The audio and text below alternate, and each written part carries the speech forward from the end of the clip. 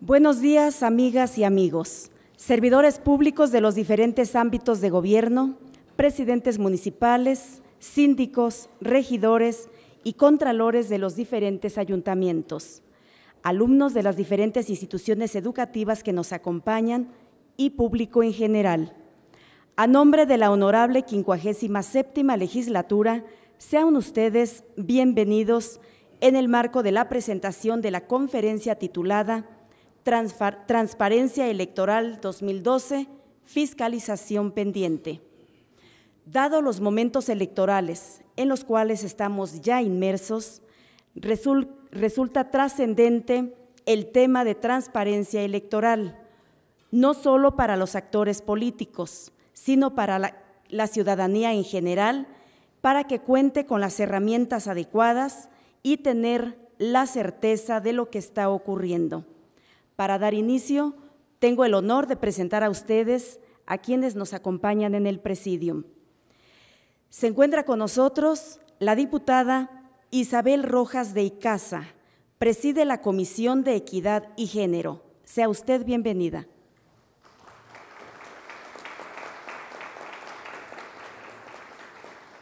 Está con nosotros el doctor Salvador Guerrero Chiprés, comisionado ciudadano del Instituto de Acceso a la Información Pública del Distrito Federal. Bienvenido. También nos acompaña el maestro Victorino Barrios Dávalos, Contralor del Poder Legislativo.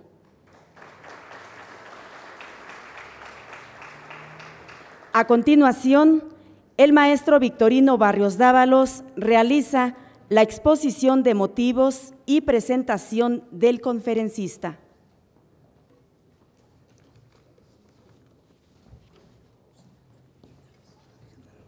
Muy buenos días, tardes ya. Muchas gracias por asistir. En esta primera conferencia que la Contraloría del Poder Legislativo inicia con este año, pues tenemos el agrado de la presencia del doctor Salvador Guerrero Chiprés. Como ustedes pueden ver en su currículum, es una persona muy preparada, producto del esfuerzo cotidiano de su trabajo. Es un mexicano que las primeras ocasiones que lo leía ya en los 80s, era cuando estaba el periódico 1+1, como ustedes lo podrán ver. Después La Jornada y un recorrido muy importante en su vida profesional, como muchos otros que nos han acompañado en este lugar, y quiero pues mencionarlos por varias razones, entre otras porque hay uno de los expositores que ha estado aquí que ahora se encuentra muy enfermo, que ojalá se recupere pronto, Alonso Lujambio, también nos hizo favor de estar aquí, y que en otros momentos nos hizo la grata compañía de expresar aquí puntos de vista. El titular de la Auditoría Superior de la Federación, el titular del IFAI, César Camacho, entre Asís Nasif, de La Jornada también, muchos otros compañeros que han transitado por aquí, pero hoy, por fortuna, tenemos la oportunidad de tener al doctor Guerrero, quien, entre otras cosas, y entre las cuestiones más importantes que a todos interesan este año, pues es la transparencia electoral para este año 2012, una fiscalización pendiente, que será la exposición. Quiero agradecer mucho la disposición y comentarles que en un proceso muy ágil, digamos de 10 días o menos, pudimos contactar al doctor Guerrero y con mucha disposición nos dijo que sí venía. La verdad, a veces es difícil, pero cuando se tiene la disposición de hacer cuestiones de academia, cuestiones de dar luz sobre algunos asuntos. Bueno, pues hay gente en este país dispuesta a enseñar, dispuesta a hacer lo que le corresponde. Si a eso nos dedicáramos muchos, a hacer lo que nos corresponde, este país sería otro.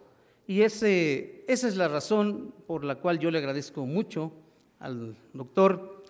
Y por supuesto, no quiero dejar de reconocer a la diputada Isabel, quien nos hace favor de acompañarnos, la diputada que siempre ha estado puesta en estas actividades y ahora con la Comisión de Equidad y Género.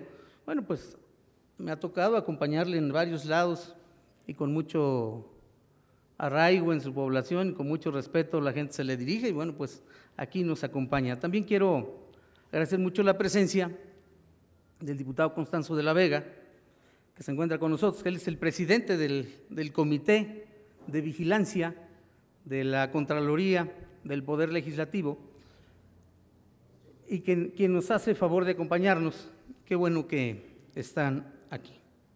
Es un gran honor contar con la presencia de todos ustedes, muchos estudiantes, otros servidores públicos, del Poder Legislativo, de los ayuntamientos. Aquí pude encontrarme algunos regidores, síndicos.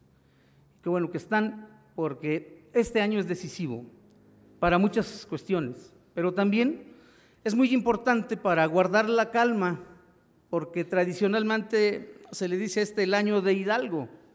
Hay que cuidar mucho esas cuestiones porque, pues, yo creo que los órganos de control, particularmente esta Contraloría, estará atenta a cualquier queja o denuncia que pudiera haber con motivo de esa luego sentida necesidad, digo sentida, no es real, es sentida necesidad de apoyar a un candidato y luego desviando recursos. Eso hay que tratar de evitarlo, tratar de que no nos gane. Decía Aristóteles, quien le invierte una campaña, luego quiere sacar de ella lo que le invirtió, y una campaña pues es un gasto, ¿no? Es un gasto, hay que estar atentos porque yo creo que en mis compañeros de la Contraloría hay la firme intención de hacer bien su trabajo. Nos pagan, somos una élite, decía hace un momento, somos una élite que tiene trabajo en medio de este mundo de necesidades laborales. Tenemos trabajo y eso es muy importante, hay que cuidarlo, hay que hacer bien las cosas. Decíamos con el doctor, platicando ahora en el camino, una gente que hace su trabajo cabe bien en todos lados, ¿no? Y así puede ser de distinto signo político el gobierno, pues tú puedes acceder a él, a un empleo, a una mayor preparación, desde luego haciendo lo que te toque. Eso, en resumidas cuentas, no es más que ser honrado con uno mismo y ser leal con uno mismo. Y si eres leal contigo, pues eres leal al Estado. Y el Estado, en la vieja concepción, que ustedes ya conocen, la de Rousseau y Montesquieu, no es más que el respeto a la población, al gobierno, al marco jurídico. Pues esto conjunto nos da una idea de lo mucho que podemos aprender. Por eso, muchas gracias, doctor Guerrero, por esa disposición. Yo sé que por lo poco que hemos tenido oportunidad de platicar, eres producto del trabajo, del esfuerzo propio y de las ganas de hacer algo por este país, pues cosa que te agradezco mucho y te agradecemos todos, porque lo interesante de tu conferencia está en lo que digas, pero también en lo que logremos conjuntamente compartir, ¿no? Y tener empatía en ello. Muchas gracias, bienvenidos a todos, y les recomiendo después de esta exposición, pues seguir asistiendo a las otras, con la disposición que ahora tenemos, pero sobre todo con las ganas de hacer una mejor entidad. No hay quien lo vaya a hacer si no somos nosotros. o lo hacemos nosotros o no lo hace nadie. Y esa es una responsabilidad de hoy que debemos tener presente permanentemente. Bienvenidos todos.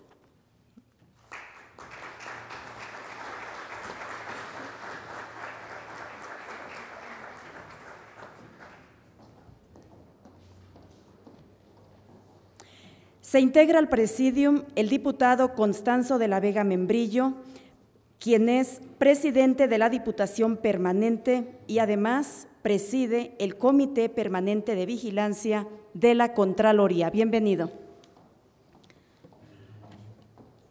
Nos acompañan también el señor Santos Cabrera Cruz, quien es el presidente municipal de Otzoloapan. Bienvenido, presidente. Así como también los contralores municipales de los municipios de Capuluac, Sinacantepec y Zumpango. Bienvenidos.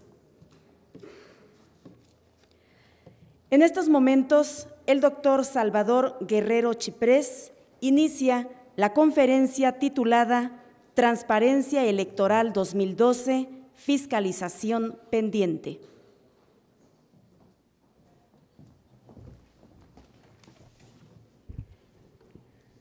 Buenas tardes a todos. Espero corresponder con parte de la presentación que me ha hecho el favor de hacer el doctor Victorino Barrios, a quien agradezco profundamente la misma. Agradezco la presencia de la diputada Isabel Rojas de Icaza y del diputado Constanzo de la Vega. Y el propósito, también saludar a los funcionarios municipales, síndicos, regidores, eventualmente presidentes municipales, compañeros, colegas de Transparencia en el Estado de México. Mi propósito fundamental es tratar de rescatar de lo propio que me está diciendo el doctor Victorino algunas afirmaciones que me parecen centrales. Creo que tenemos que pasar de la noción de que pertenecemos a una élite porque tiene trabajo y responsabilidades a algo que ya sugiere el propio Victorino, y es a la constitución de una élite que es capaz de tener principios y defenderlos.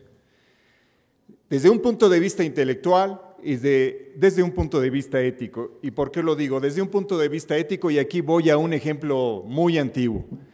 Antes se representaba lo que es la Tierra como si fuera una especie de esfera rodeada de un cuadrículo, un cuadrángulo superficial, al término del cual había un abismo, y esa es la representación con la que acudían los marineros a enfrentarse al océano y decían, esto es lo que representa lo que Thomas Kuhn, recuperando alguna lectura que hacíamos referencia en su momento en la estructura de las revoluciones científicas, llama el paradigma, el modelo con el cual nos representamos al planeta. La revolución de Galileo supuso, junto con otras, el encuentro de las leyes de la gravedad, cambiar ese modelo y encontrar que había necesidad de comprender que la Tierra era un planeta girando alrededor de una estrella en una explosión permanente a la que llamaban el Sol, y no el Sol azteca necesariamente, sino el Sol. Con esto quiero decir que la noción de paradigma, en el caso del sistema democrático, ha convertido a la competencia electoral en el paradigma de su refundación constante, en el paradigma de su renovación. Hacía otra afirmación Victorino en el sentido de que deberíamos tener la tentación de vencer a una tentación mayor en lo que él llamó el año de Hidalgo y asumir que los funcionarios públicos deben de contribuir a evitar la misma en el sentido de posibilitar la desviación de recursos de las campañas electorales. Yo estaba pensando cuando llegaba aquí, si yo les preguntara, ¿quiénes de ustedes están seguros, retrotrayendo esa pregunta y introduciéndola en la conversación, de que eso fuera posible? No voy a pedirles que alcen la mano porque a lo mejor ustedes tendrían que evitar alzarla o tener la tentación de alzarla sin corresponder con una respuesta correcta a esa pregunta. ¿Es posible en México pensar que unas elecciones pueden ser ganadas sin el concurso de la desviación del presupuesto público? ¿Hay alguien que pueda asegurarlo? Repito la pregunta. ¿Alguien aquí cree que pueden ganarse unas elecciones sin el desvío de los recursos públicos?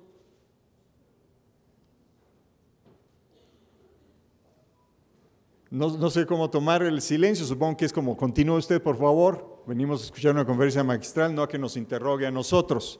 Pero eso es lo que planteamos cuando revisamos un paradigma. Si vamos a revisar hoy el paradigma de cómo nos representamos a las elecciones y la posibilidad de que ellas se vivan desde un punto de vista transparente, tenemos que preguntarnos si podemos responder algunas preguntas básicas, como aquella que se establece como práctica común en prácticamente todos los procesos de reproducción de clases políticas locales, nacionales o municipales, y que consiste efectivamente en acudir a recursos públicos ilegales, es decir, no designados mediante un programa definido con anterioridad para gastarlos en las elecciones, es decir, presupuestos ajenos al Tribunal Electoral local, presupuestos ajenos al Instituto Electoral local, presupuestos ajenos a la propaganda que se puede comprar autorizadamente, digo, desde el punto de vista del Ejecutivo y de la Cámara de Diputados, en su caso, que autorice el programa operativo anual en cada anualidad. En resumen, lo que quiero presentarles a ustedes rápidamente es esta primera afirmación. En México, al terminar la elección de julio de 2012, la elección no será legítima si carece de transparencia electoral. La correlación entre el concepto de legitimidad y transparencia es prácticamente como el que existe entre un primo y el otro. Provienen de una misma rama, provienen de un mismo paradigma democrático que supone que la legitimidad proviene de la soberanía popular que actúa mediante un proceso comicial y en ese proceso concede que una autoridad tenga ese carácter y sea mandatario de un programa político específico a partir del cual se representa a una comunidad local, nacional, municipal y se genera un proceso de reproducción no solo de la clase política, sino de la comunidad. Y aquí recojo otra noción a la que alude Victorino al mencionar que a fin de cuentas no solo somos nosotros quienes intuitivamente estamos reconociendo que es necesario formar una élite capaz, no de tener trabajo, sino de tener principios, sino recordar que algunos autores, entre ellos todos tendrán en mente de alguna manera, así sea por referencia al propio Hegel, que manifiesta en algún momento que el núcleo de la comunidad es la familia y que entre la familia y el Estado hay algo que se llama la sociedad civil. Y esa sociedad civil en México, desafortunadamente, es una sociedad civil desorganizada, relativamente prejuiciada y altamente dispuesta a estar distante de los partidos políticos y de los políticos en general. Entonces, la primera afirmación aquí es: en las elecciones del 2012 no hay posibilidades de legitimidad, sino hay posibilidades de transparencia, y en particular de transparencia electoral. ¿Y qué entendemos por transparencia electoral? Y es una propuesta sobre la cual una pequeña comunidad hemos estado trabajando desde hace 6 años a partir de las elecciones del 2006. En las elecciones del 2006 advertimos que hay una competencia altísima, de modo tal que 250,000 votos hacen la diferencia entre un candidato y su segundo, y se crea tal fenómeno de no aceptación, de tensiones diversas que generan esta idea de que el presidente no es legítimo. Se llama entonces a revisar los documentos a través de los cuales la voluntad popular se expresó y se decide encontrar una fórmula muy simpática que consiste en lo que llamó la autoridad electoral la indisponibilidad del documento. En otras palabras, se hace inaccesible a otra voluntad popular expresada a través de las solicitudes de información, a través de los recursos de revisión, la posibilidad de acceder a ese documento. Se dice el documento es indisponible. Se inventa la noción de disponibilidad para justificar la imposibilidad material o política, o ambas, para acceder a esos documentos. Junto a esa decisión de crear esta idea de la indisponibilidad hay otra. Se dice que el documento es de carácter público. Como ustedes saben, para analizar la naturaleza de un documento es necesario identificar cuál es su naturaleza y en este caso se llega a una especie de convención, una especie de paradigma político temporal que consiste en advertir: la boleta electoral es un documento público, no es un documento privado. Sin embargo, cualquier lógica puede desarmar ese argumento porque, como ustedes saben, un documento al que llamamos boleta no tiene ni el nombre, ni el domicilio, ni eventualmente la ideología, y eso habría que discutirlo. Si me lo piden posteriormente lo discutimos. No tiene ni la afiliación sexual, ni los apetitos religiosos, ni absolutamente ningún elemento que tenga que ver con la privacidad, la intimidad o la identidad individualizada de la persona a la que llamamos elector. Entonces, está rota, fracturada la relación entre documento público y documento privado. Sin embargo, el argumento de la autoridad electoral, tanto como el argumento de la autoridad garante del acceso a la información a nivel federal, es que el documento es un documento privado, sin que pueda demostrarse ello, y por tanto el documento no es accesible. Entonces, tanto el argumento de la indisponibilidad es cuestionable, el argumento de la naturaleza pública de la vuelta es cuestionable.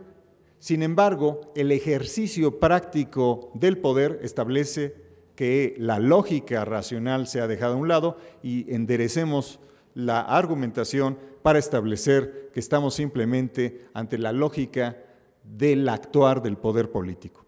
En ese contexto, en el 2012, la transparencia electoral no será posible si predomina la lógica del poder político sobre la lógica ya ganada en los espacios de garantía de acceso a la información, de la defensa de los derechos humanos en tanto derechos políticos o viceversa, de los derechos políticos en tanto derechos humanos, y si no asumimos que la sociedad civil y los ciudadanos deben existir como actores reales para posibilitar todo aquello que le decimos a nuestros hijos que deben hacer, pero que nos consta en nuestra práctica que es muy difícil de lograr, concretamente de lo que hablamos, que es este paradigma pragmático hasta el cinismo de desviar los recursos del presupuesto para ganar las elecciones. Y no solo tiene que ver con el asunto de los documentos, la transparencia y en particular la transparencia electoral, tiene que ver con el asunto de los argumentos que sostienen las decisiones. En la Ciudad de México ustedes saben que hay un proceso muy activo en este momento de designación de candidatos. Y aparece, curiosamente, del lado de la izquierda, la posibilidad de que un candidato el más distante de la izquierda, al menos en términos de su integración orgánica, algunas de las corrientes que constituyen al Partido de la Revolución Democrática, establece la posibilidad de que sea uno el más distante, el que esté más cercano de la posibilidad de ganar, es decir, un candidato ciudadano. Y del lado de la democracia cristiana, léase el Partido de Acción Nacional, aparece como más cercano de la posibilidad de ganar aquella persona que está más distante del núcleo del partido, es decir, en este caso la señora Wallace, que representa, como ustedes saben muy bien, una amplia disposición militante ciudadana de rescate de alguna manera de ese concepto de la sociedad civil y de los ciudadanos. En México, el 85% de la población no pertenece a ningún organismo ciudadano. En ese sentido, la posibilidad de resistir las prácticas dominantes, como son el desvío de recursos para apoyar las campañas electorales, es mínimo. Si no hay esa calidad, esa cantidad, esa densidad crítica, esa masa crítica de personas dispuestas a defender ciertos valores, ciertos de principios, y en general restablecer la vigencia del paradigma democrático que supone la transparencia electoral, no podemos pensar que esta última se pueda concretar. En ese sentido, yo creo que nosotros tenemos que ser optimistas, como decía un bolchevique muy conocido, con el cual yo cierto una identidad más con mi corte de cabello, si es que se me permite decirlo así, que por mi tendencia política, pero hagamos valer más la voluntad de nuestra inteligencia y tengamos siempre presente ese pesimismo crítico que a veces es indispensable para tratar de comprender lo que pasa. Entonces, regreso al punto de la transparencia electoral. Debemos decir que entre transparencia y rendición de cuentas existe una relación, digamos, muy estrecha. Es de un nivel a otro.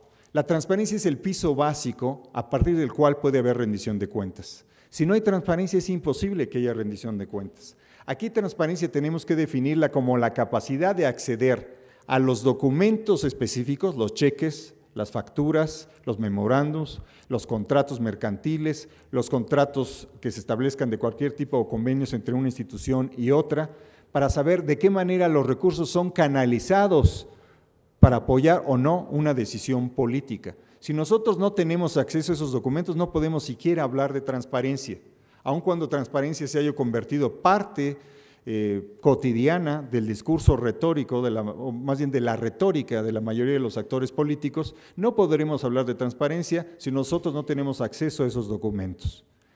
Teniendo acceso a esos documentos sigue el siguiente escalón, que es la rendición de cuentas. La rendición de cuentas no es posible ni en materia electoral ni en ninguna otra si no podemos movilizar nuestras formas de actuar frente al Estado y en relación con otros ciudadanos para conocer por qué razón se hicieron tales gastos, por qué razón se tomaron tales decisiones.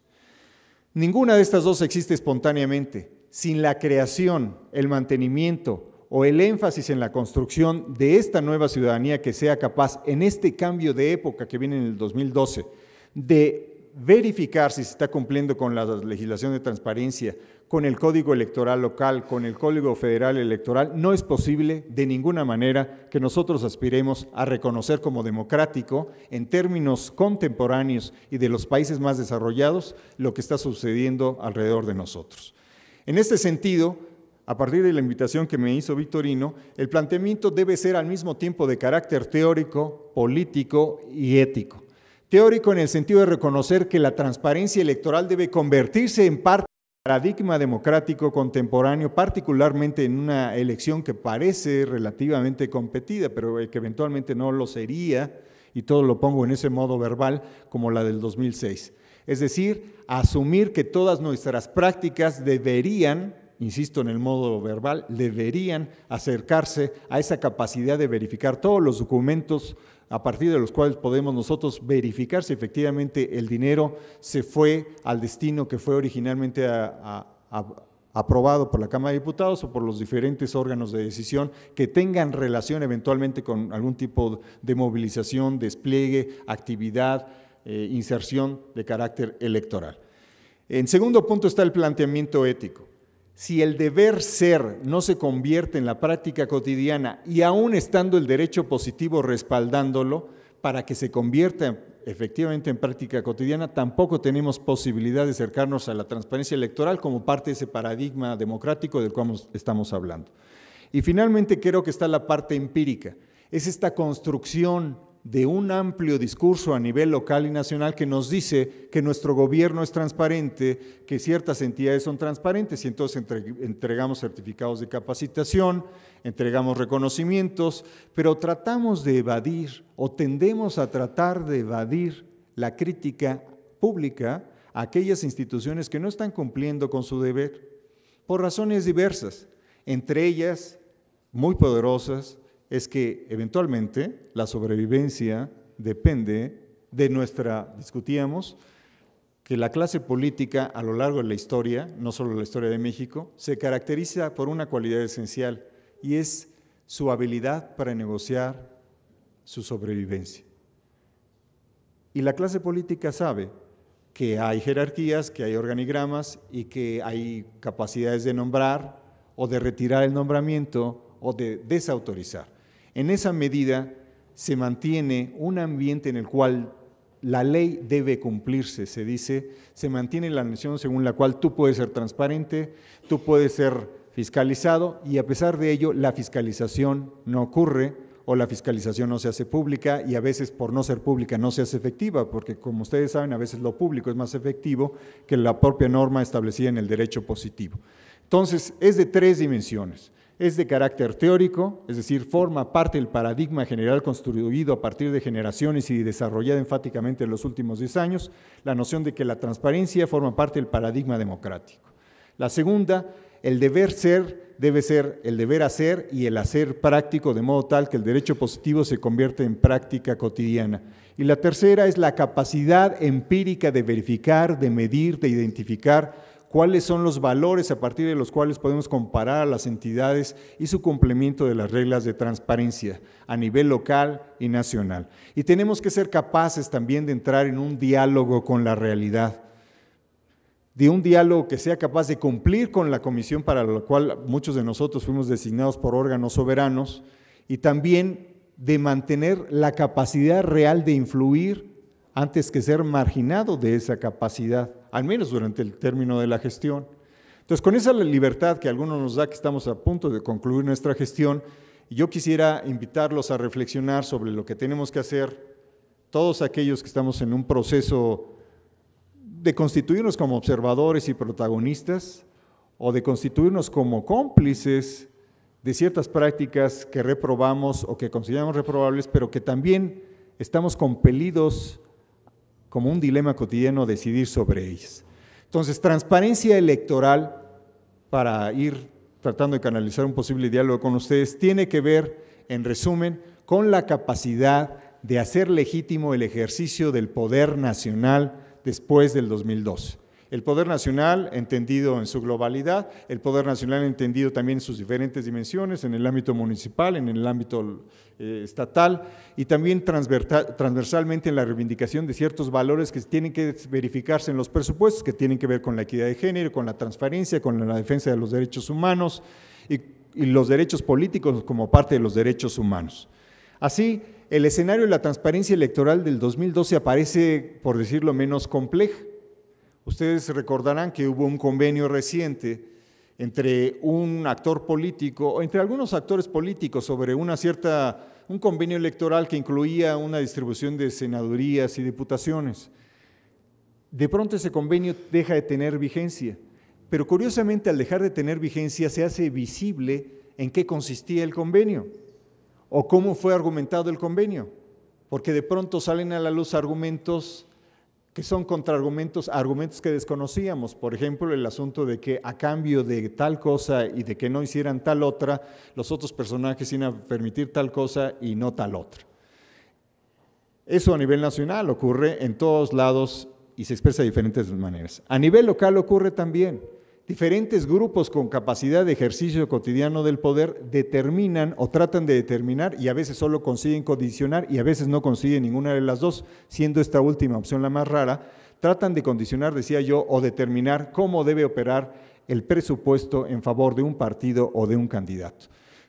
En ese sentido, la evidencia nos muestra que hasta este momento en México no se ha alcanzado algo que pueda llamarse transparencia electoral, a pesar de la presencia muy importante, por cierto, constitutiva institucionalmente del Tribunal Electoral del Poder Judicial de la Federación, del propio Instituto Federal Electoral, de los órganos electorales locales, de los órganos garantes de acceso a la información, a pesar de ese importantísimo esfuerzo y de ese avance muy relevante que se ha registrado en estos 10 años, nosotros no podemos hablar de que en este momento hayamos conseguido la transparencia electoral. Sí asumimos que la definición paradigmáticamente, e insisto con esa palabra, incluye la capacidad de acceder a todos los documentos, todas las encuestas, todos los resultados, todos los costos, todos los convenios y contratos para realizar esas encuestas, para comprar esos gallardetes, para comprar los servicios de sonido, para impulsar la imagen de cierto candidato, para contratar a 5 de las 10 más importantes agencias de relaciones públicas a nivel local o nacional o incluso internacional, de todos los partidos. Desafortunadamente, a pesar de la disposición de muchos de los candidatos, de muchos de los segmentos de la clase política, sigue imperando, y es algo que planteo en la presentación, en la forma desarrollada de la presentación, siguen imperando dos cosas que es interesantísimo desde mi punto de vista recuperar de dos teóricos, uno clásico y uno relativamente contemporáneo. El primero, como ustedes saben, es Nicolás Maquiavelo, que dice que lo que caracteriza al liderazgo político es la capacidad del líder de permitir los espacios suficientes para reproducir a su grupo. Eso es en esencia lo que caracteriza al príncipe. No es ser temido, no, la capacidad concreta, verificable de reproducir a su grupo, dicho por Maquiavelo.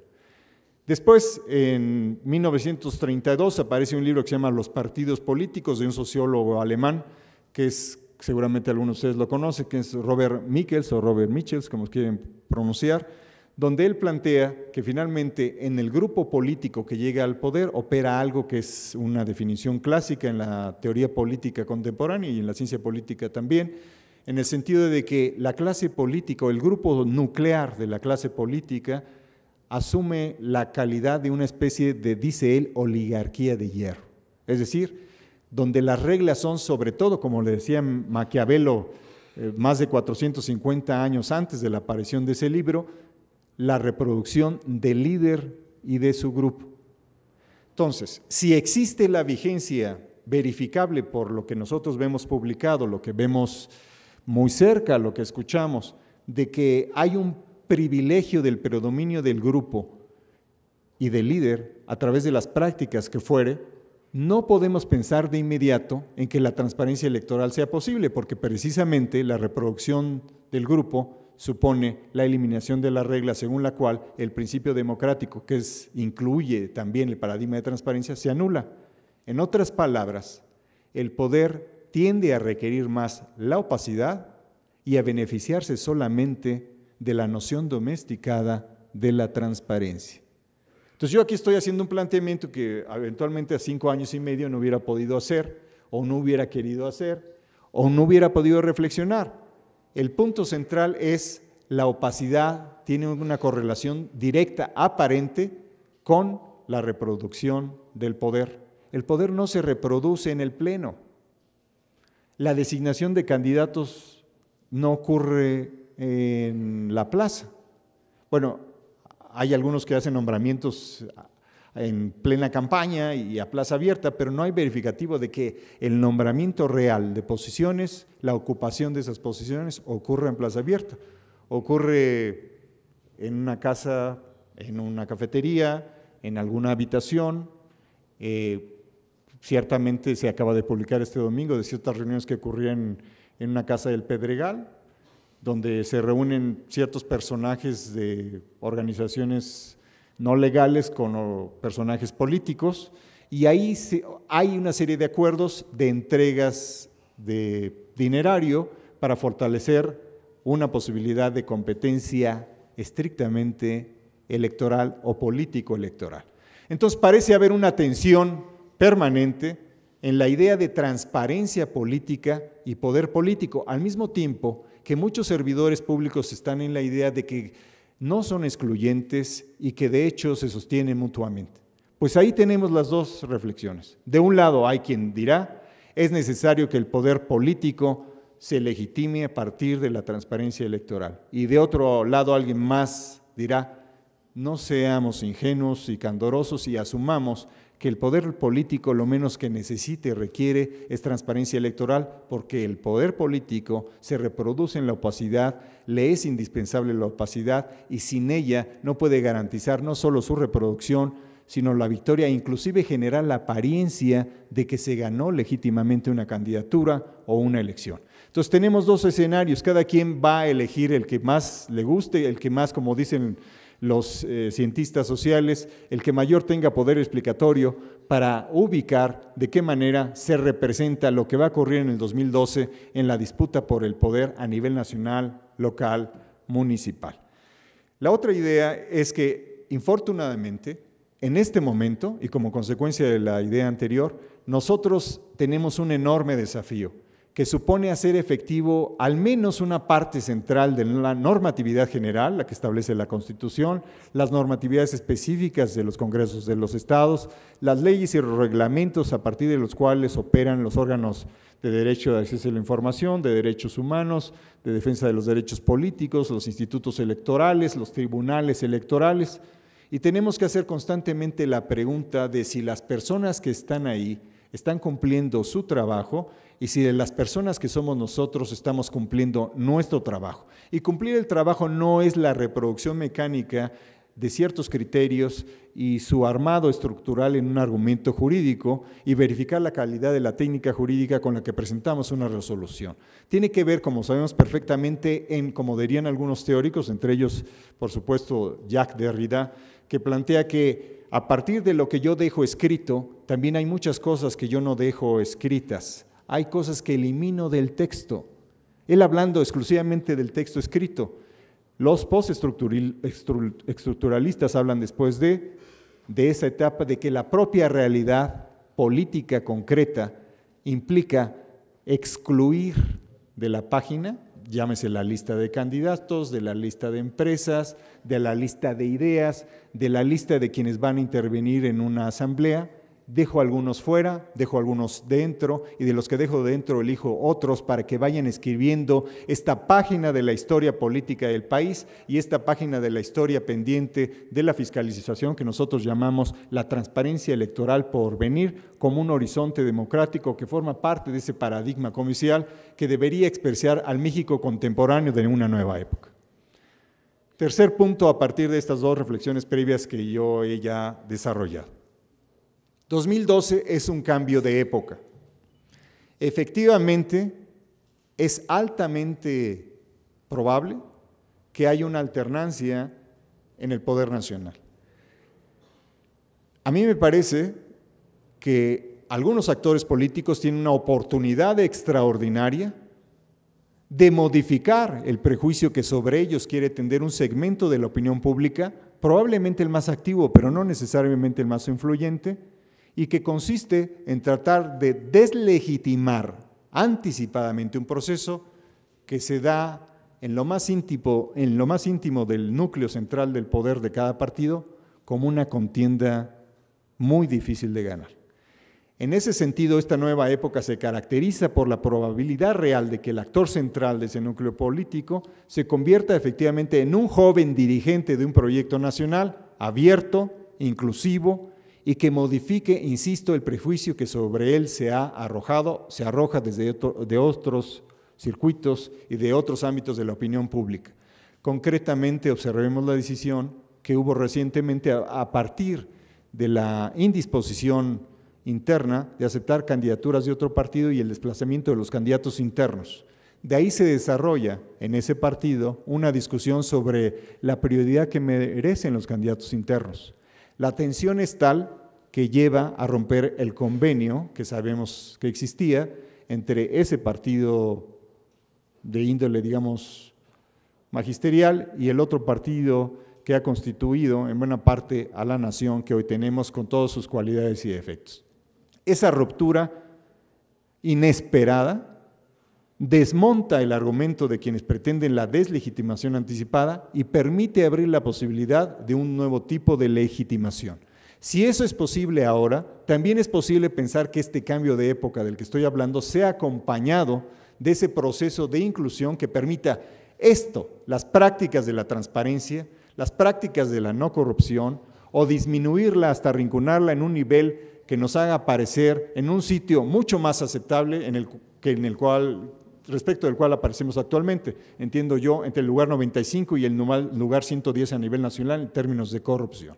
Entonces, este cambio de época, que probablemente sea contundente, probablemente tenga una cierta inevitabilidad en el proceso de negociación con otros partidos políticos y otras fuerzas políticas a partir del 1 de diciembre, y qué bueno que así sea, porque es necesario que haya contrapesos de cualquier manera, independientemente de la naturaleza y la calidad de estos. A veces, solo por el solo hecho de contrapesar, es posible establecer un nuevo espacio donde esta nueva época, insisto, establezca la probabilidad verificable de que la transparencia electoral se vuelva una práctica en el mediano plazo. Con esto quiero decir que la transparencia electoral no solo no se ha verificado, sino que es muy difícil de presentar, de representar y de ser evidente de aquí al 2012, porque estamos advirtiendo que hay información a la que no podemos acceder, que hay cosas que no podemos preguntar y solo nos enteramos de ellas cuando se fracturan los convenios, los acuerdos o se llega a la noción clarísima de que durante mucho tiempo no tuvimos la información que deberíamos tener. Con esto quisiera pasar solamente una dimensión empírica, si pueden pasar donde hay una gráfica, donde en el caso del Instituto de Acceso a la Información Pública y Protección de Datos Personales y del Distrito Federal, que es uno de los pocos órganos garantes que tiene como entes obligados a los partidos, déjenme ver, creo que es la única que se diferencia, el resto es la séptima, sexta, están unas barras, y son las solicitudes de información de los partidos. La siguiente, es algo de lo que os he platicado, esta en concreto. Aquí tenemos, como ustedes no sé si alcanzan a ver, pero en resumen, se trata de identificar, digamos, el número de criterios sustantivos y criterios adjetivos que han sido cubiertos desde algo que llamamos el Índice Global de Cumplimiento de las Obligaciones de Transparencia para 7 organizaciones partidarias que tienen registro en la capital mexicana. Entonces, si ustedes observan, los números nos dicen, como ustedes saben, todo índice es una convención estadística a partir de lo cual pretendemos analizar la realidad y en tanto convención puede ser modificada o es disputable. Lo que aparece ahí es que el partido con un mayor índice de cumplimiento de transparencia es el Partido Revolucionario Institucional. El partido gobernante, al menos estos son datos hasta agosto del 2011, es decir, el Partido de la Revolución Democrática, tiene el penúltimo nivel de cumplimiento en ese índice con 91.0% de sus obligaciones sustantivas y las adjetivas. El ponderador nos indica que las obligaciones sustantivas ocupan el 80% de la valoración y las adjetivas el 20%. Las sustantivas son las obligaciones de oficio, publicar ciertos documentos fundamentales, el presupuesto, algunas medidas de los comités directivos, su composición, su salario, y las adjetivas tienen que ver con la capacidad de actualizar la información cuando la actualiza, algunos otros criterios que no son tan relevantes o no lo son, al menos en este ponderador. El punto aquí es, si uno dejara llevarse por ese índice, que es un índice sofisticado, probablemente uno de los mejores o el mejor que existe a nivel nacional, uno podría trasladar la idea de que el PRI es el partido más transparente en el Distrito Federal. Y efectivamente, si uno hace coincidir índice de cumplimiento con más transparente, pues sí es el más transparente. Pero si uno se preocupa por una definición de transparencia electoral mucho más amplia, donde sea posible conocer por qué estas decisiones, dónde están estas facturas, ahí entramos un terreno que a muchos no les gusta y que es analizar efectivamente desde una definición más amplia y exigente qué tan transparente eres. Por ejemplo, ustedes deben recordar que el Partido Revolucionario Institucional, hasta donde yo sé, trasladó o consiguió que fuera avalada la decisión de trasladar hasta después de las elecciones la dirección de su comité directivo en la capital del país. En tanto al Partido de la Revolución Democrática se le obligó a reponer el procedimiento para elegir a ciertos dirigentes de ciertas instancias de dirección de ese organismo político. Entonces, ¿cuál partido es más transparente en relación con otros criterios? Y hay un tercer partido que tiene un mecanismo de designación interna de sus candidatos que decide un día presentar a una candidata y esa candidata es aceptada como la candidata de ese partido aun cuando no pertenece a ese partido y además no pasa por la decisión, al menos pública, de los órganos de dirección de ese partido. Entonces, ¿dónde está la transparencia política o electoral de estos tres grandes fuerzas políticas? No quiere decir que actúen bien o mal, no es esta una reunión para calificar o descalificar, sino para reflexionar sobre cómo la transparencia electoral puede o no ser advertida como registro de la realidad a partir de los datos que tenemos y puede o no ser advertida a partir de la aspiración paradigmática que ubica la transparencia electoral como parte de ese vocabulario general de carácter democrático y de respeto a la soberanía popular. Entonces, esta gráfica nos diría, insisto, diría que tales y cuales partidos son más transparentes porque cumplen con sus obligaciones sustantivas y adjetivas, y otra reflexión, que es aquella que estábamos haciendo, nos permite afirmar que hay grandes dificultades para que los organismos políticos y los gobernantes cumplan con sus obligaciones de transparencia en general y en particular aquellas que pudieran derivarse de esta noción de transparencia electoral que estamos discutiendo con ustedes y que tiene que ver con esa exigencia de carácter teórico, político, ético, práctico, que está reivindicada en la propia introducción que nos hizo favor de hacer Victorino generosamente, en el sentido de que el deber ser y el deber hacer y el hacer verificable debieran coincidir. Además de que tenemos que crear o ser capaces de crear una élite no que trabaja, no que cumple sus obligaciones, sino que es capaz de defender principios y de cumplir con las obligaciones y satisfacer todas las competencias con las cuales cada organismo ha sido investido. ¿No puedes pasar por favor a la siguiente?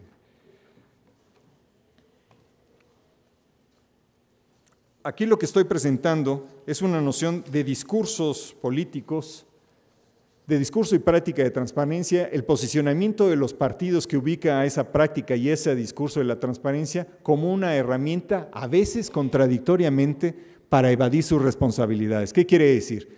Yo me digo transparente, demuestro que tengo un premio de transparencia, pero en mi práctica cotidiana puedo evadir a la transparencia hablando en su nombre, porque de alguna manera el sistema de validación de mi comportamiento me lo permite. En otras palabras, el más transparente puede ser el más hábil para evadir la transparencia en términos prácticos. Si la transparencia no es asumida como un compromiso con la ciudadanía y la ciudadanía no asume que debe de ejercer su capacidad de fiscalizar al gobierno, no son posibles nuevas reglas del juego democrático y tampoco es posible una mejora en la gestión pública. Lo opuesto ocurre también. Si los ciudadanos participan, si los funcionarios cumplen con su deber, si los actores políticos en el mundo ideal realizan aquello que les es permitido y evitan todo aquello que les es prohibido, estarían en una situación efectivamente de ser parte de ese proceso de transparencia. Siguiente, por favor. Aquí presento unas barras que en general presentan en lo general lo que ha sido las solicitudes de información pública por partido político. Si ustedes observan, los partidos que están más en el centro de esta capacidad de atraer la atención de los solicitantes, porque eso también hay que tener. Si alguien no recibe solicitudes de información o no está en el juego político o no ha sido capaz de conectarse con la ciudadanía o lo que está haciendo le es indiferente a un segmento muy importante.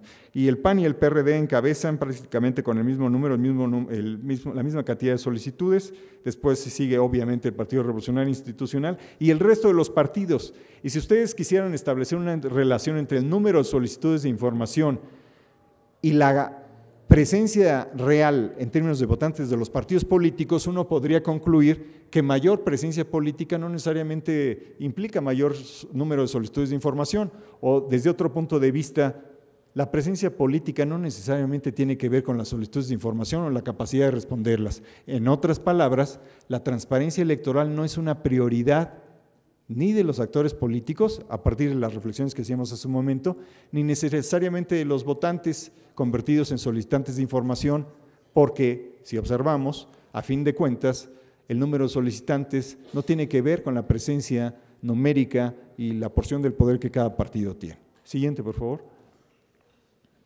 Esta es una gráfica de PAI donde, en términos generales, estamos planteando la misma idea, que tiene que ver con los recursos de revisión y cómo se distribuyen porcentualmente. Claramente está la misma proporción ya identificada, el PRD y el PAN, entiendo yo, y el PRI tienen prácticamente el 79% del porcentaje total de solicitudes de información. La siguiente, por favor. Aquí lo que estamos planteando es que inhibir o propiciar el ocultamiento del poder nos dice de qué lado del paradigma democrático nos colocamos y de qué lado de esta idea de la noción de defensa de la transparencia electoral estamos todos dispuestos o no a situarnos en un contexto en el cual se puede reclamar de nosotros una actitud que esté sostenida en la ley, pero que no corresponde con la lógica de reproducción del grupo político o de los intereses del líder en particular. Entonces, constantemente todos nosotros, en el menor de nuestros espacios, estamos sujetos a ese dilema y constantemente estamos obligados a responder de una manera o de otra, aunque hay alguna más, que es esta navegación neutra, como en un mar agitado sobre un tronco, y sobrevivir en esas circunstancias, que algunos dicen que no es mala idea, si es que hay que asumir que si los políticos negocian su sobrevivencia, ¿por qué no habrían los que son servidores públicos de negociar la suya, tratando de ser neutrales en un mar infestado de riesgos, digamos? Entonces, en resumen, siguiente por favor, lo que pretendo hacer es establecer que a lo largo de la historia reciente del país, en una línea de tiempo muy sencilla, ha habido alrededor ya de 9 reformas constitucionales muy relevantes en materia electoral y todas ellas insisten en la posibilidad de verificar cuál es el comportamiento de los partidos y de las instituciones que defienden los derechos políticos y la transparencia, y no necesariamente existe la percepción dominante de que así haya ocurrido. La siguiente, por favor. Estos son reglamentos en general. Siguiente, por favor, que tienen que ver con los mecanismos de selección. Algunas otras preguntas. Siguiente, por favor. Siguiente. Mi presentación, en resumen, se puede, porque se puede, o podría entenderse así. En el 2012 no hay posibilidad de transparencia electoral si no hay un compromiso de ejercer el poder nacional con la mayor legitimidad posible. Dicho de otra manera, a mayor ausencia de transparencia electoral, menor legitimidad a partir del 2012. Dicho también de otra manera, si los ciudadanos, organizados o no asumen la capacidad de ejercicio de sus derechos políticos y no se vinculan con el proceso de decisión a través de las solicitudes de información, de los recursos de revisión, de las movilizaciones, de la participación política, nosotros no tendremos algo que es básico y que desarrollo ya en la ponencia en su versión amplia, no tendríamos la posibilidad de generar la masa crítica que sea capaz de conformar una votación copiosa, que es una variable indispensable, una votación copiosa en el 2012, que nos permite establecer con mayor veracidad si corresponde lo que ocurrió durante el proceso de la precampaña y la campaña con el resultado, y si podemos verificar los gastos y las razones por las cuales se tomaron las decisiones políticas determinadas que queramos observar, y que a partir de esta ausencia de capacidad crítica del ciudadano, nosotros no podemos tampoco, digamos desde un punto de vista lógico y desde un punto de vista ético, reclamar airadamente aquello que no nos permitimos o no nos atrevimos a defender o a plantear en cada ámbito, asumiendo que todos los ámbitos en que se toman decisiones, como todos ustedes saben perfectamente, mejor que yo, suponen ciertos riesgos.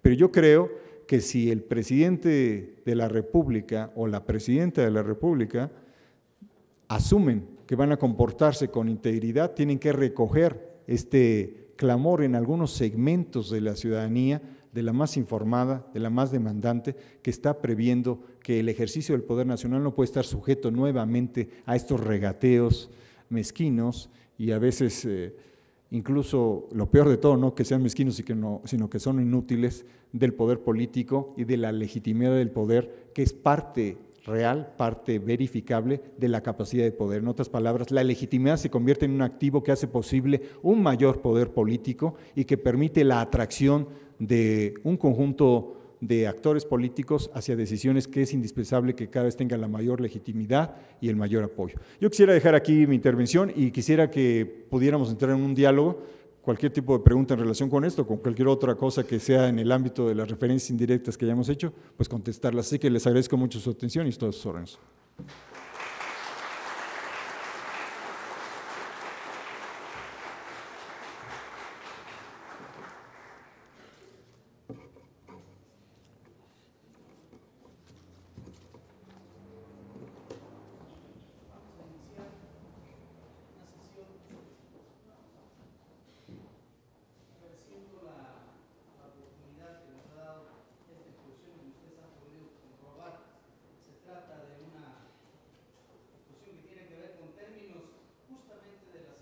Políticas, poder, legitimidad, transparencia, ejercicio de la función pública, no hay más. Estos términos nos ayudan a recordar en mucho nuestras clases de teoría política, pero también pues, el ejercicio de la función pública en la que estamos. Por eso, para este ejercicio vamos a dejar que conduzca la sesión de preguntas y respuestas que modere esta parte a un politólogo también egresado de la UNAM, mi maestro de Ciencia Política, al diputado Constanzo de la Vega, quien conoce también los detalles del poder, por así decirlo, entre otras funciones. Ha sido presidente municipal de un municipio importante donde alguna vez se establecieron los poderes públicos de este estado. Entonces vamos a dejar usted la… Muchas gracias. Bien, distinguido.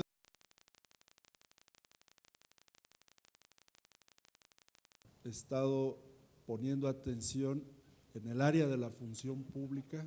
Aquí lo interesante es que está particularizando la transparencia electoral en un año clave, todos lo sabemos, 2012, renovación de los poderes federales, pero para los mexiquenses son elecciones concurrentes y vamos a celebrar la renovación de los ayuntamientos y de las diputaciones locales. Dos grandes temas en lo que ustedes estarán escribiendo seguramente sus preguntas, sus interrogantes, para que me las hagan llegar a través de las edecanes y poderles dar lectura. Decía, reflexiones interesantes, dos grandes polos que nos acaba de comentar el exponente, dos polos de reflexión. Por un lado están los partidarios de la transparencia electoral para alcanzar la legitimidad y por otro lado está la lógica de poder, de la reproducción de los grupos, enfocado en algunos autores clásicos como el renacentista Nicolás Maquiavelo o el autor doctor alemán Robert Michels. Ustedes tienen la palabra, entonces, amable público. Estamos esperando sus preguntas por escrito. Sin descartar, es deseo del ponente que alguien quiera hacer de manera directa la pregunta. El micrófono está a su disposición.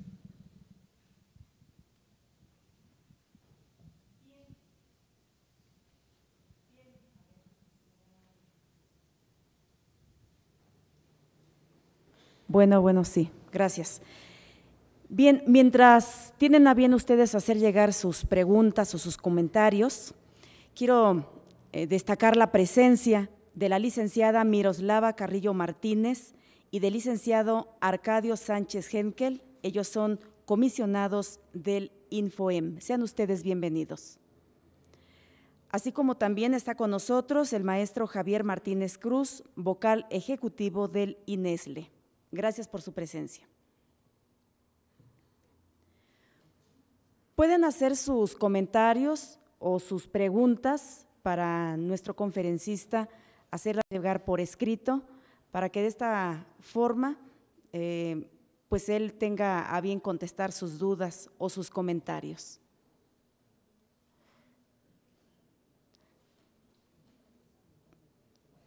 Tenemos compañeras de apoyo para que ustedes las hagan llegar con ellas. Sí.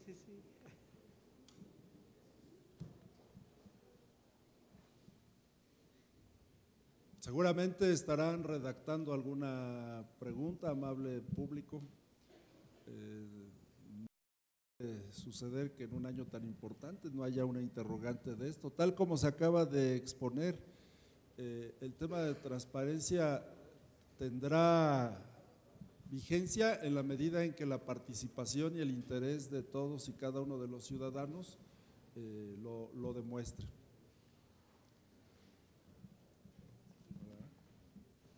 Pues parece que no. Voy a otorgarle el uso de la palabra al doctor ponente. Bueno, a mí me inhibe un poco que no haya preguntas. A lo mejor ustedes están más inhibidos que yo, pero me gustaría saber si hay aquí estudiantes de Derecho o de Ciencia Política, de Sociología, de Ciencias Sociales. ¿Hay algunos? ¿Allá? ¿Usted, compañero?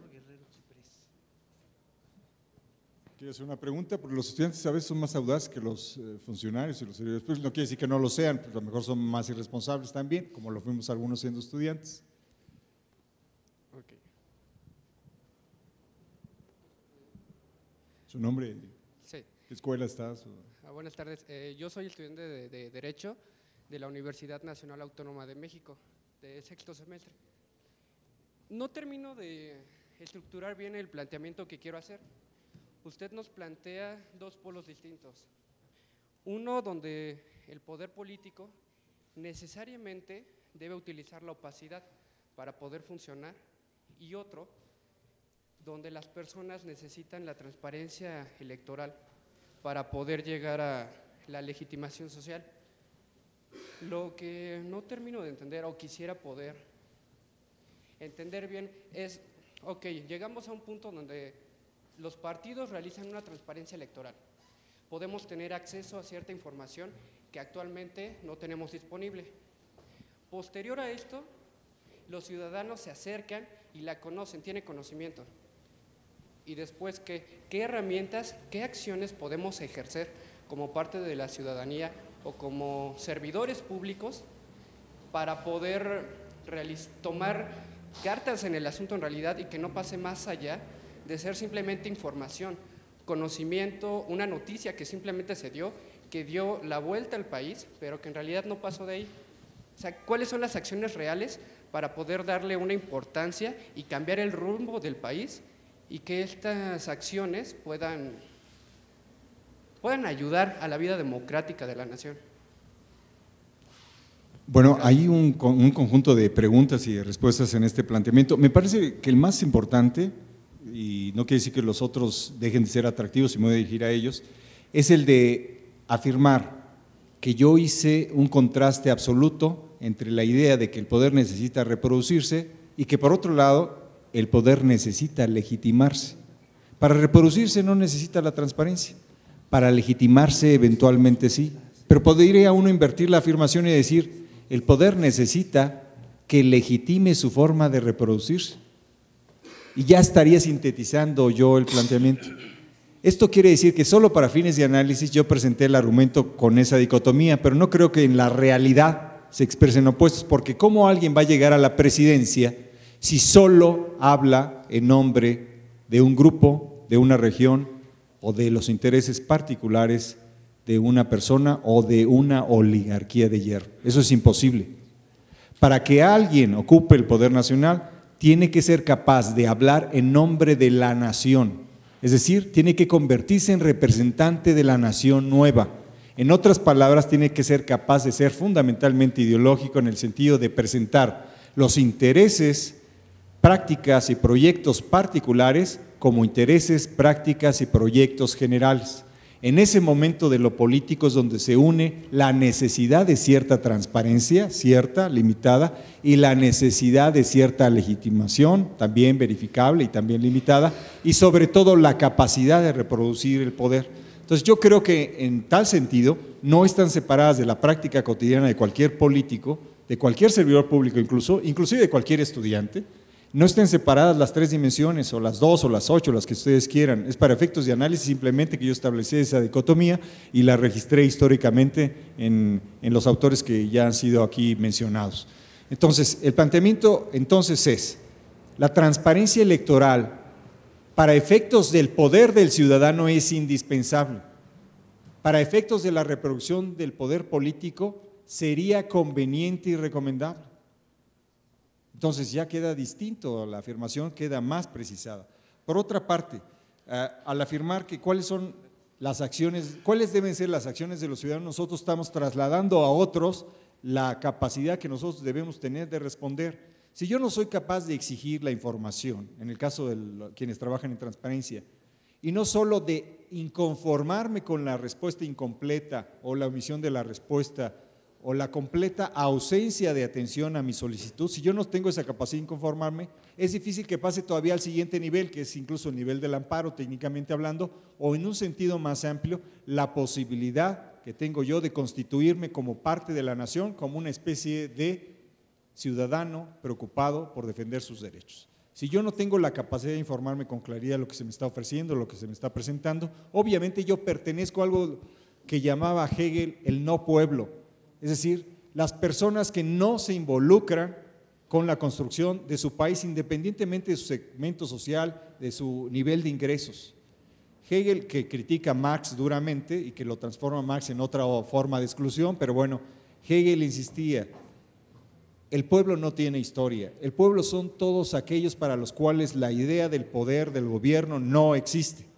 El pueblo solo existe para aquellos que lo pueden constituir, de manera tal que Hegel, transformado él mismo en el ideólogo favorito del poder prusiano, es aquel que le dice al líder de esa comunidad que él representa a la comunidad prusiana, aun cuando había muchísimos alemanes marginados, o había, ni siquiera alemanes, había muchos de ascendencia germánica, individuos que eran marginados. Entonces, la capacidad de transformar una retórica política en un proyecto nacional y que yo, quien sea el candidato, es el representante de la nación, es una capacidad política, ideológica, retórica, discursiva, que reúne las dos cosas. La apariencia de que estoy haciendo bien las cosas, que soy un hombre honrado, que soy, esto desde el punto de vista del político que habla, de los políticos que hablan en sus campañas, si yo tengo esa habilidad, es posible que incluso no necesite la capacidad práctica de ser transparente. Porque de pronto una persona tiene más cara de honesta que la otra. O por ejemplo, algunos que carecemos, insisto, tenemos una gran desventaja porque se dice que aquellos que tienen mucho cabello, y esto es desde un debate muy famoso entre Nixon y Kennedy, que ustedes recordarán, donde algunos analistas dijeron, es que uno de los elementos por los cuales ganó Kennedy es porque tenía mucho más cabello que Nixon, ¿no? Entonces ahí en el marketing político se convierte en algo importante la apariencia, y hemos visto la transformación de algunos candidatos. Pierden peso, pierden esa apariencia adusta, ganan en elegancia, en estilo, en no se sabe qué cosas, en cercanía, y de pronto se convierten en personas a las cuales para qué hay que solicitarles información o recurrirles si es evidente que el señor es un buen hombre o la señora es una buena mujer. Entonces, el mundo de las apariencias, como el mundo de las representaciones del cual hablan algunos filósofos y teóricos desde hace 2500 años, se convierte en el mundo de la realidad. Y curiosamente, el mundo de la transparencia, al hacer esta metáfora como una metáfora válida para todos, que consiste en que estás en una caja de cristal y todo lo que haces se tiene que ver y saber. Entonces haces un documento, lo firmas, se conoce ese documento. Ahora ese documento dice, se entregan 500 millones de pesos a tal empresa para que haga tal cosa, independientemente de que eso no sea autorizado, eso ya no es relevante. Lo relevante es que esté el documento. Entonces puede ser ilegal o ilegítimo según el contexto en que normativa o ideológicamente nos estemos moviendo, y ese documento se convierte en la realidad, se convierte en la evidencia de lo transparente, a pesar de que el propósito de la lógica original de transparencia y eventualmente la que muchos han seguido, en la que han seguido insistiendo, es no solo de que las cosas sean evidentes, que tengamos los documentos, sino las prácticas de corrupción, es decir, de apropiación privada de los recursos públicos, no existan o disminuyan a su mínima expresión. Entonces, en ese sentido, las preguntas y los planteamientos que nos hace, ¿su nombre cuál es? ¿Cuál? ¿Ángel? Sí, Ángel Morales. Las preguntas y los planteamientos que nos hace Ángel me parece que son muy pertinentes porque arrojan luz sobre las preguntas que nos tenemos que hacer más que sobre las respuestas. Y la pregunta sigue siendo, si tú eres más transparente, ¿eres menos corrupto? Si tú eres más legítimo, si el proceso de aceptación de tu candidatura es mayor, ¿eres menos opaco? Entonces uno se tiene que hacer preguntas que estén poniendo en oposición a los conceptos y así de esa manera va abriendo su significado. En otras palabras, de una manera más abstracta, desde un punto de vista epistemológico de la capacidad de conocer, ¿qué es lo que nos da el conocimiento? ¿La capacidad de afirmar como definitivo algo o la capacidad de preguntarnos algo y en esa medida hacerlo relativo respecto de la capacidad que yo tengo de penetrar ese objeto que se llama transparencia, legitimidad, poder, capacidad, derechos políticos, etcétera? Entonces, mi planteamiento aquí, y es lo que yo quiero compartir con ustedes, es que nosotros tenemos que ser capaces de hacernos preguntas en un sentido amplio epistemológico, pero en un sentido práctico también. Es decir, yo solicito tal información, no estoy conforme con la respuesta, me inconformo mediante un recurso de revisión, no estoy conforme con la resolución del pleno de esto, me amparo frente a la resolución, el amparo no se concede por tal y por cual razón, entonces soy un activo participante de una red determinada que va a plantear que de mí al menos dependen 50, 100, 500, 1000 votos en términos de que soy capaz de encontrarme con los otros, aquellos que están ahí dispersos, sea las nuevas tecnologías, internet, o sea mi actividad política, estudiantil, profesional, como servidor público. Estamos de acuerdo que en el 2012 la nueva época incluya un jefe de Estado, un jefe de gobierno que defienda los valores de transparencia o no, en el sentido de la definición más exigente de transparencia, no lo que aparece necesariamente limitado al ámbito del derecho positivo. Yo creo que quien ocupe la presidencia en 2012 tiene que tener los más altos estándares exigibles de comportamiento verificable posterior a la elección. ¿Por qué? Porque es evidente que de aquí al 2012 va a ser muy difícil que la comunidad nacional se atreva a lo que otras comunidades se atreven a demandar que se respeten íntegramente sus derechos y por el proceso de competencia real que está ocurriendo entre las fuerzas políticas. Entonces, si yo soy parte, la persona, candidato, porque luego aparece una afirmación, ¿no?, como mía, si yo fuese Constanzo, la diputada Torino, el candidato, yo estoy dispuesto a privilegiar, a arriesgar la candidatura por ser transparente, o prefiero ser transparente a pesar de que eso suponga que yo pierda la elección. Yo creo que la respuesta de los políticos va a ser la primera, prefiero ganar la elección y luego vemos si soy transparente. O voy a preferir ser transparente o voy a ser transparente, voy a dialogar con las otras fuerzas políticas respecto de las cuales yo no tengo mayoría absoluta. Y ahí ustedes introducen el argumento por el cual es relevante la gobernabilidad de la Cámara de Diputados. ¿Sí me explico? Entonces, todo parte de una reflexión que yo hago desde el ámbito de la transparencia y de la teoría política para llegar a esta pregunta. Entonces, ¿cómo percibimos el Poder Nacional de 2012 como un poder en el cual la nación se reconstituye ética, política, ciudadana, institucional, democráticamente, o la convertimos en un espacio simplemente de arrinconamiento del que la están haciendo las otras dos fuerzas políticas que eventualmente tendrían la mayoría de la presencia en la Cámara de Diputados? Entonces, esto es de la mayor importancia. Entonces, de una reflexión abstracta pasamos a una muy concreta. La transparencia debe acompañar al jefe de Estado y al jefe de gobierno. La legitimidad de su acción también, su capacidad de diálogo también, y por supuesto también los instrumentos de Maquiavelo y los de Robert Michels, sean criticados o defendidos como propuesta, y no olvidemos que Maquiavelo estaba buscando empleo en aquella época y por eso escribió los discursos, escribió El Príncipe. Entonces estaba buscando empleo, aquí estoy yo, puedo pensar por ti, te puedo ayudar, puedo ser tu coordinador de asesores, ¿no? Le dice a quien haya sido, pueda ser de la familia correspondiente, Medici o la que sea, el príncipe.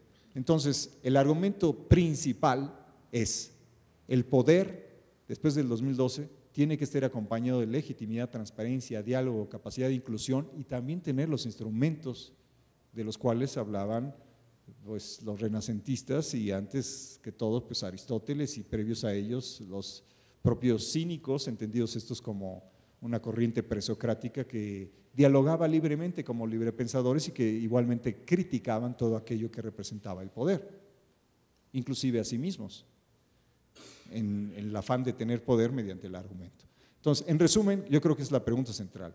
¿El poder político debe o no, en este proceso de acompañamiento de la conversión del individuo en la nación y viceversa, de convertirse en un espacio democrático y transparencia? Yo creo que todos estamos de acuerdo.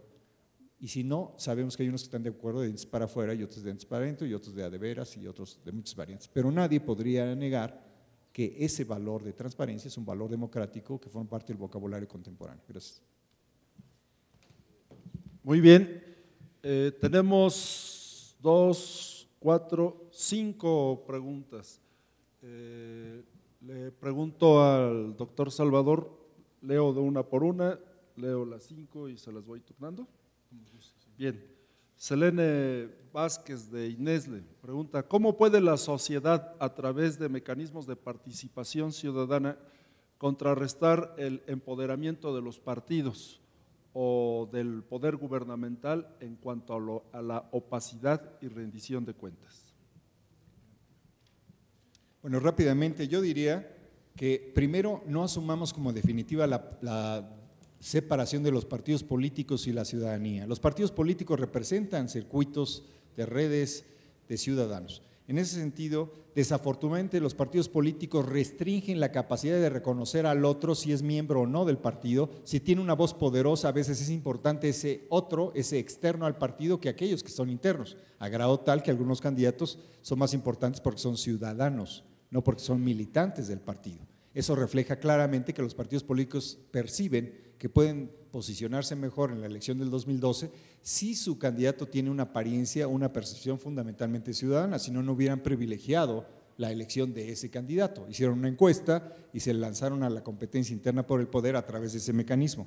Entonces, los partidos y los ciudadanos no están separados de manera abismal y definitiva, pueden colapsar o no. Ahora, en general, las personas que no participan de los partidos, yo creo que tienen la oportunidad, como nunca antes, de influir en la opinión pública. Cuando menos el 27%, según los últimos estudios que hay por ahí, tienen acceso o han tenido alguna vez a Internet, pero muy pocos de ellos tienen acceso a Internet a la parte de información política. Entonces, no es un dato concluyente, pero es un dato que nos anuncia que un núcleo puede activar un cambio. Ahora otros dirán, bueno, no tiene importancia, finalmente tú presentas una noticia, algo, y no pasa nada. Yo creo que sí pasa, al señor Moreira le pasó.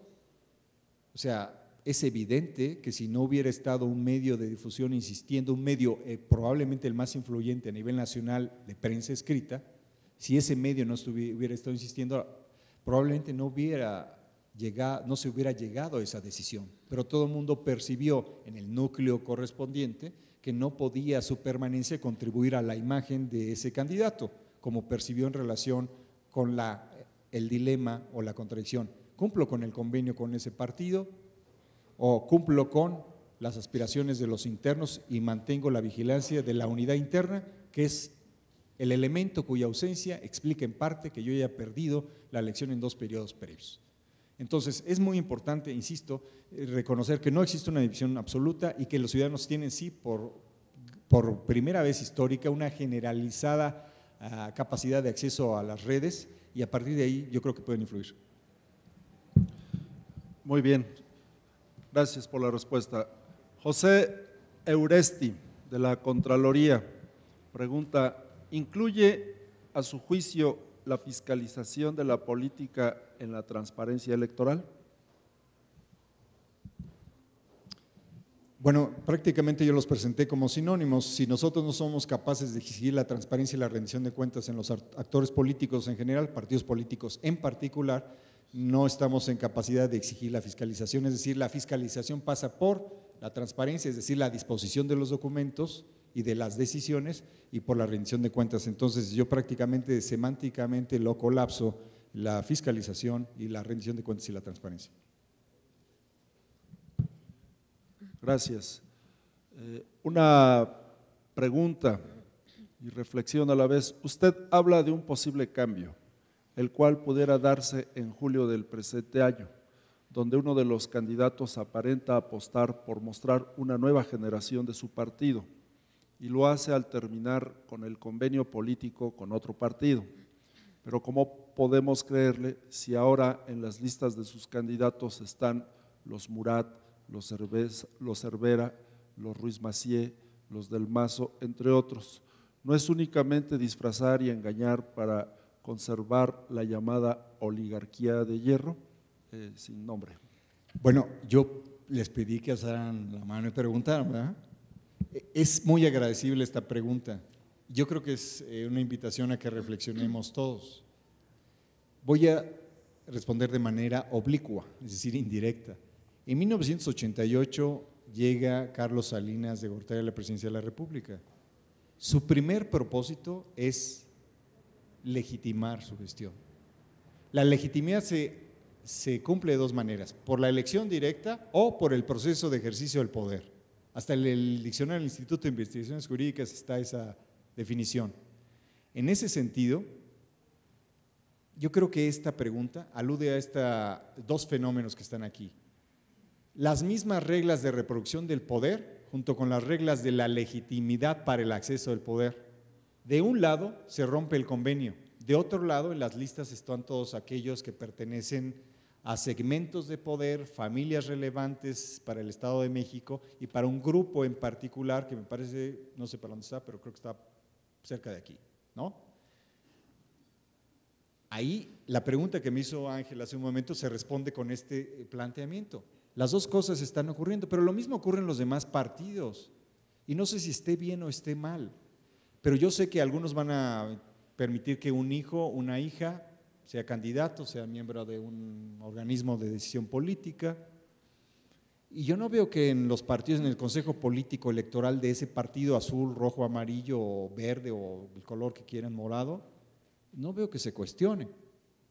Es decir, tú tienes más capital político que yo, tienes la capacidad más soberana que yo de decidir.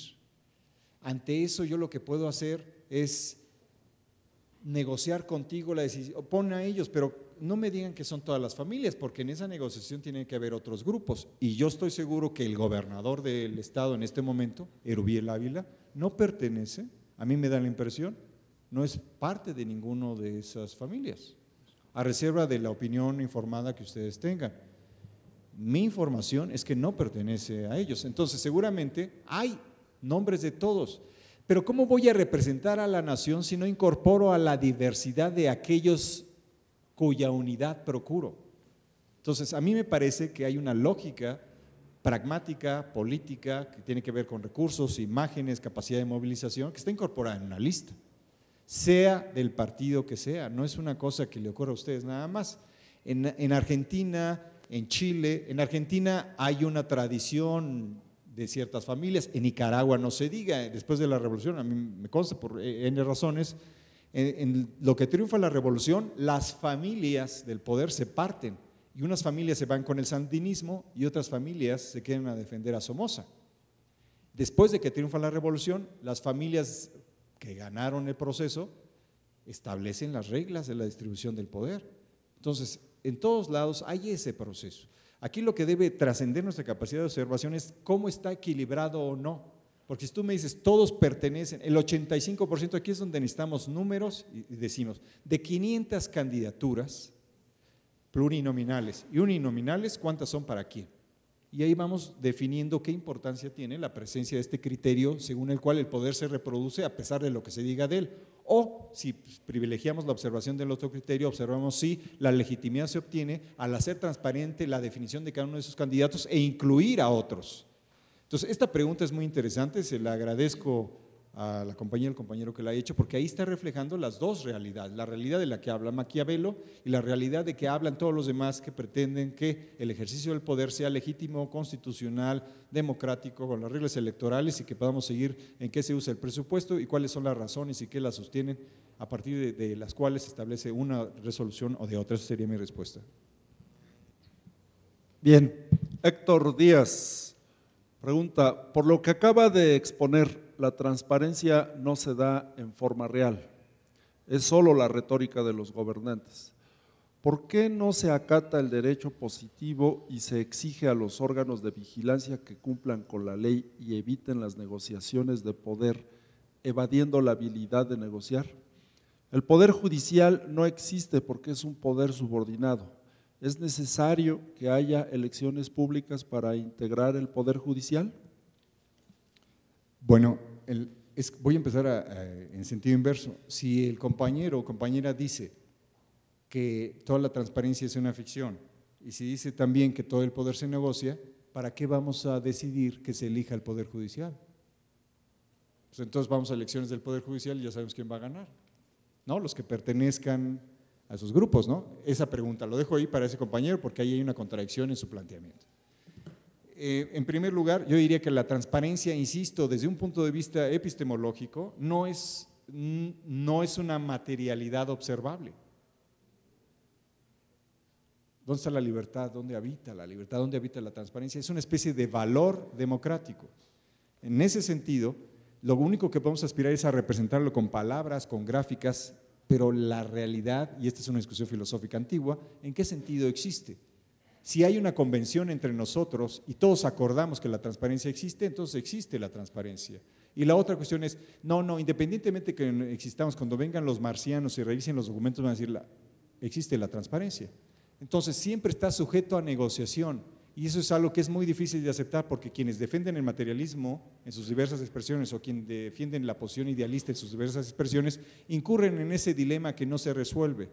Y algunos diríamos, cada caso tenemos que verlo en particular. En el caso concreto de la transparencia electoral no es una realidad medible, verificable en este momento, ni siquiera para la convención de cientistas sociales a los cuales les puede interesar el tema, no lo es. Y en sentido práctico general tampoco lo es porque no están en disponibilidad los documentos, todos los documentos de todas las precampañas y todas las campañas, o lo están, no lo están. Entonces, en ese sentido no existe. Y por otro lado, cuando se dice que ¿por qué no nos sujetamos al poder, al derecho positivo?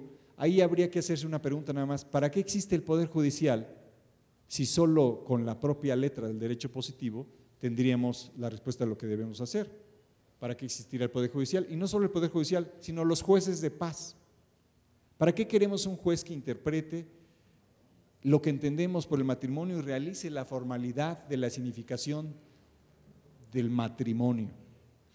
¿Para qué lo necesitamos? Si ahí está el derecho positivo. Quiere decir que siempre necesitamos la mediación, la intervención de un tercer sujeto. Inclusive en el procedimiento administrativo sancionador, ustedes lo saben, está la parte de sede y la parte contenciosa. En un nivel aparece distribuido de manera bipartita, está el gobernado y el gobernante. Y en el otro lado, gobernado, gobernante y un tercero, el judicial. Entonces, ¿por qué deben aparecer en un caso y en otro un tercero? Porque sabemos que cuando se polariza la realidad, la interpretación de la realidad sea una realidad jurídica, política, mediática, la que ustedes quieran, necesitamos la intervención de alguien más que nos diga algo. Yo escuché a Carmen Aristegui decir más bien promover una entrevista con una ex esposa de Sergio García Ramírez, y ahí ella introduce este elemento de, bueno, el señor Sergio García Ramírez tiene esta ex esposa y la ex esposa dice estas cosas del señor. En un momento en que se estaba definiendo qué pasaba con el IFE, después de que se eliminó el procedimiento. ¿Qué pasa el otro día? Que es necesario que venga un camarada que está en proceso, que es el ombudsman del auditor o del lector, es decir, el radioescucha, y entonces tiene un diálogo con ella. ¿Por qué? Porque era evidente que había una introducción, como dirían en fútbol, con falta, introducción con falta, de la vida privada invadiendo la vida pública. Entonces necesita un tercero que venga y diga, oye, ¿qué pasó aquí? Discrimina, distingue, hace el peritaje de esto, de este mensaje, dinos qué ocurrió, ¿es válido o no es válido? En ese sentido, nosotros no podemos sujetarnos al derecho positivo. Además hay una razón histórica reciente. Hitler modificó la ley, él nunca actuó ilegalmente. La Cámara de Diputados alemana decidió que tales y tales estaban excluidos. El poder se dedicó a excluirlos de manera física, pero hay reglas que el derecho positivo lo indicaba. Entonces el derecho positivo no es Dios, si es que Dios es relevante para las reflexiones de ustedes. El derecho positivo no encarna la totalidad de lo absoluto, lo mismo quien hable como diputado en la Cámara de Diputados, en el Legislativo, en esta división que hacía Victorina, que nos recordaba, ¿es Montesquieu? Montesquieu y Rousseau. La división de poderes establece la necesidad de reconocer, recuerden esta asociación, a mí me parece fascinante esto, que a fin de cuentas estas decisiones y distingos que hace la ciencia política y el derecho, el poder ejecutivo, el legislativo y el judicial, es como la divina Trinidad, también hay algo de religioso ahí, porque no está la verdad en un lugar depositada, sino que está dividida. Entonces la novedad del cristianismo es que agrega un personaje, o sea, es una palomita como está representada en los dibujos de mi niñez, según recuerdo, una palomita ahí, aparece Dios como una dimensión abstracta y aparece el Hijo del Padre o algo así, la definición, como Jesucristo, ¿no? Entonces aquí que aparece el ejecutivo, ¿no? Es el Hijo del Poder, la voluntad popular. Aparece el legislativo, es aquellos que decidieron avalar la decisión de la mayoría, y aparece el judicial, el Espíritu Santo que dice, ¿no? Entonces hay esta constante, esto viene de nuestra cultura, probablemente en una arqueología podemos identificar que hay una consecuencia racional entre una cosa y otra, pero en resumen, no podemos negar que todos los poderes tienen limitaciones y necesitamos su interacción inteligente, dinámica, democrática, para que nosotros podamos ver más allá, y en ese sentido sí ser efectivamente, como dirían algunos maestros, ser efectivamente iluminado. Es mi respuesta. La última pregunta es de Pablo Zárate, de la Contraloría. Son dos interrogantes. ¿En estas elecciones podrá influir mucho la transparencia y rendición de cuentas de los partidos políticos? Y la otra es, ¿México cuenta con una cultura de transparencia? Bueno, empiezo por la segunda. México cuenta con una cultura incipiente de transparencia. No estaríamos aquí hablando de transparencia y una conferencia magistral dedicada a la transparencia electoral, que es un concepto que ni siquiera tiene gran vigencia. Entonces, es incipiente esa cultura de transparencia, completamente incipiente. Y de hecho, en términos numéricos, menos del 3% de la población ha acudido a solicitudes de información. En términos de la otra pregunta es, perdón, me lo perdí, en las elecciones influir mucho. Yo creo que hay cierta información extraordinaria que puede darle la vuelta a la elección. Ustedes tendrán que encontrarla, si quieren influir o no influir, cada quien sabe en sus ámbitos qué está pasando o intuye qué está pasando. Hay cierta información que puede modificar la elección. Bien, pues agradecemos las respuestas del doctor Salvador Guerrero.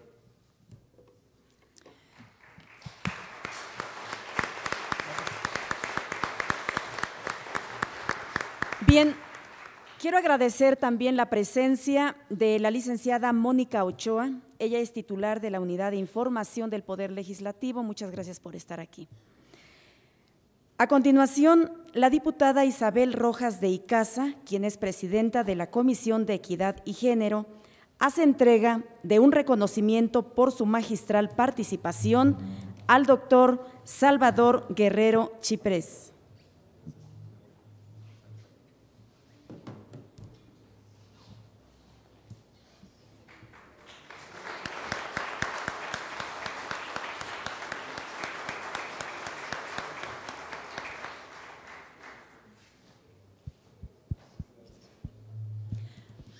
Acto seguido, el maestro Victorino Barrios Dávalos, Contralor del Poder Legislativo, realiza la clausura correspondiente.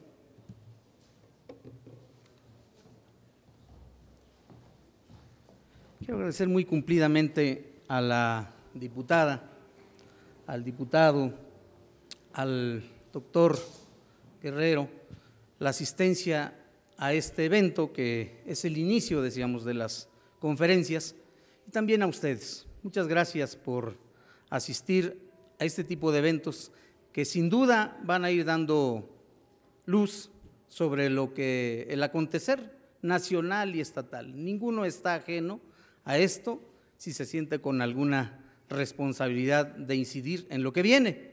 ¿Y qué es lo que viene? Bueno, pues el cambio del poder público. Hay que asistir a ese encuentro con la decisión que se requiere, con las ganas de que este país pues tenga un cambio, pero también que le sepamos exigir a los gobernantes que cumplan, que hagan su tarea, que hagan su trabajo. Si los ciudadanos la hacemos, ¿por qué los gobernantes no han de hacerla? Pues siendo las 13:45, agradecemos mucho su presencia, les mantenemos informados sobre los otros eventos y desde aquí, muchas gracias, feliz regreso, que les vaya muy bien. Salud. A nombre de la 57ª Legislatura del Estado de México, el Comité Permanente de Vigilancia de la Contraloría del Poder Legislativo y la propia Contraloría agradecen a todos su asistencia. Muy buenas tardes.